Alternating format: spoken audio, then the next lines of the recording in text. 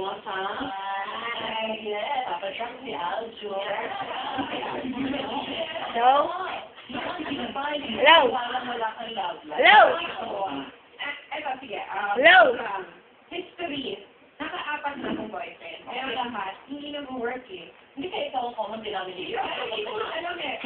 Dahil ba ako yung mali? Liba-liba sa akin. Hindi ko maintindihan eh kung bakit. For some reason, lagi akong nauuwi sa immature. Immature boy. Yes. Never naging issue yung nagbabayad sila, ganyan. Meron din ganung issue na Hello? talaga. Pero, Pa! yun nga eh. Oo, na parang tayo naman, correct me. Opo. Tayo naman, pwede talaga tayo. Opo. Pwede tayo ma-in love over and over. Hello? So, hindi talaga tayo sumusunod. Opo. Paulit-ulit ka nagkasaktan. Galing ba? Opo. I want to say to her, I'm galing mo advice. Galing mo, di ba? Eh, yung pahinaan ng mga talaga. Opo. Sa akin, papa siya. Opo. That's why, at saka marami kang ina-expect lagi, marami kang siniset na rules palagi. Actually, wala. Hindi ako nagsiset ng rules. Akala mo lang meron, pero wala. Akala mo wala, pero meron.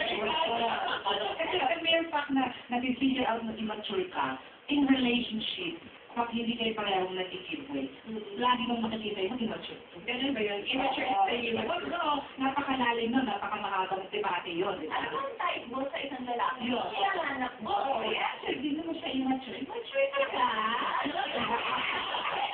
So, ayun, anong type mo sa lalaki? Ako, una sa lahat, syempre pag nakita mo yung isang lalaki, physical attraction, yun yung mga una doon. Underwear model. Ano mo naman na boyfriend? Sino yung mga oras na ito? Ay, 30. Kasi di ba sabi niya kanina, nauwi siya lang kasi immature.